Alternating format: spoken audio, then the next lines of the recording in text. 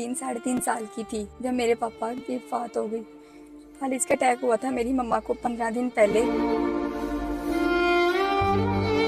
मुझसे बर्दाश्त नहीं हुआ, मेरी अम्मी मुझे छोड़ के चली गई। मालिक मकान से भी उधार लिया हुआ था मैंने और उसका किराया भी नहीं दिया घर का। मुझे बहुत तंग करता है। बिस्मिल्लाहिर्रहमानिर्रहीम। अस्सलाम वालेकुम नाजरीन, आपका मेज़बान ज़ोहैब सागर आपकी खिदमत में हाजिर है। नाजरीन, आज मेरे साथ एक ऐसी बहन मौजूद हैं जो कि बहुत ही परेशानी की हालत में है इस टाइम।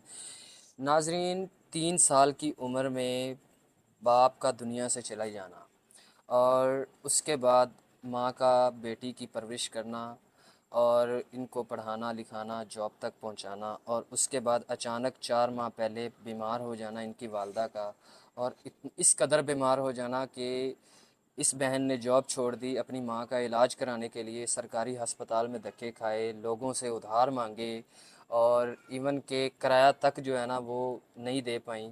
और फिर भी जो है ना अल्लाह ताला की जो करनी होती है वही होता है, मंजूर खुदा। और आज से 15 दिन पहले इनकी वालदा की डेथ हो जाती है।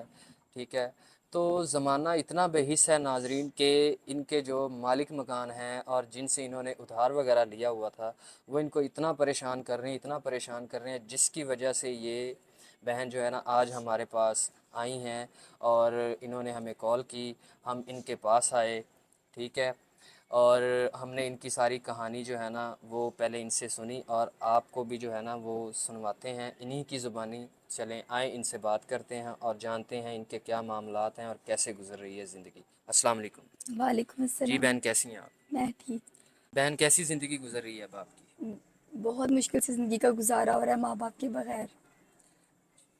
अच्छा बहन, मुझे बताइएगा कि जब आपके वालिद साहब की डेथ हुई तब आपकी कितनी उम्र थी? तो मैं तीन साढ़े 3 साल की थी जब मेरे पापा की वफ़ात हो गई। तो बाद में जो है वो आपको जो आपकी परवरिश है, आपका जो पढ़ाई का सारा ख़र्चा वगैरह है वो आपकी वालदा कर रही थी? मेरी मम्मा ने बाद में सारा खर्चा उठाया मेरा, मेरे पढ़ने लिखने का, मेरे बड़े होने का, मेरे स्कूल की फ़ीसें, ये वो सब, हर चीज़ का, खाने पीने का, और यहाँ तक कि किराए का, घर तक किराया भी मेरी मम्मा ही करती थी। तो बहन, अब आपकी उम्र कितनी है? मैं 22 साल की हूँ। अच्छा, 22 साल की उम्र हो गई है आपकी। बहन, आप कहाँ तक पढ़ी हैं? मैं मैट्रिक किया हुआ है मैंने। तो अब आप जॉब भी करती थी? जॉब करती थी लेकिन अब नहीं करती। मैं बच्चों को सुपारा पढ़ाती थी और ट्यूशन पढ़ाती थी जब तक मेरी अम्मी जान थी मेरे साथ। अच्छा, तो आपने बताया बहन कि आपकी 4 मंथ पहले आपकी जो वालदा हैं वो बीमार हो गई थी, तो आप बताएंगी उनको क्या हुआ था और वो किस तरह से बीमार हुई थी? खालिद का अटैक हुआ था मेरी मम्मा को 15 दिन पहले। मुझसे बर्दाश्त नहीं हुआ, मेरी अम्मी मुझे छोड़ के चली गई। अच्छा, तो आप बता रही थी कि आपने लोगों से उधार वगैरह लेके तो अपनी मम्मा का इलाज करवाना शुरू किया। तो अब जो वो ज़ाहिर सी बात है, जिनसे उधार वगैरह लिया होता है वो तो मांगते हैं पैसे, जो मर्ज़ी हो जाए। तो बताएं अब वो किस कदर आपको तंग कर रहे हैं, परेशान कर रहे हैं? मैंने लोगों से उधार लिया हुआ था पैसे, अपनी अम्मी का इलाज करवाया। मैंने अपने 4 महीने का घर का किराया भी नहीं दिया। मालिक मकान से भी उधार लिया हुआ था मैंने और उसका किराया भी नहीं दिया घर का। वो मुझे बहुत तंग करता है। और जो लोगों से मैंने किराया लिया हुआ था, उधार लिया हुआ था, वो लोग भी मुझे बहुत तंग करते हैं। रोज़ मुझे ज़लील करते हैं, रोज़ मुझे कहते हैं हमारा उधार वापस करो, हमारा उधार वापस करो।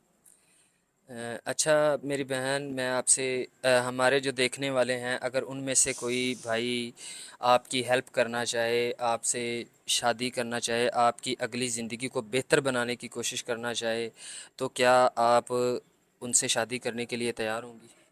मैं चाहती हूँ मुझे वो मर्द मिले जो मेरे सारे कर्जे उतारे, मेरे घर के मेरे 4 महीने का घर का किराया वो पूरा करे और मुझे अपनी इज्जत बना के अपने घर पे रखे। मुझे सिर्फ इज्जत चाहिए, उससे प्यार चाहिए और मेरे कर्जे उतारे। मुझे इज्जतदार मर्द चाहिए बस। जी बहन, आपकी और तो कोई डिमांड नहीं है? मेरी और कोई डिमांड नहीं है, मुझे सिर्फ इज्जतदार मर्द चाहिए। जी, तो नाजरीन, आपने बहन की कहानी सुनी। बहन बहुत ज़्यादा परेशान है।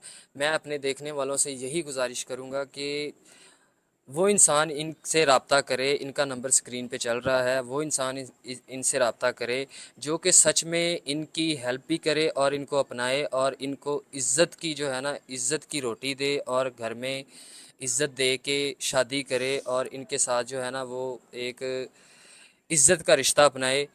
باقی فضول لوگ جو ہے نا پلیز مہربانی ان کو تنگ نہ کیجیے گا، کیونکہ بہن بہت ہی زیادہ پہلے ہی پریشان ہے، تو آپ کی بہت مہربانی ہوگی، ویڈیو کو زیادہ سے زیادہ شیئر کیجیے گا۔ آپ کے شیئر کرنے سے اس بہن کی مشکل جو ہے نا وہ آسان ہو سکتی ہے۔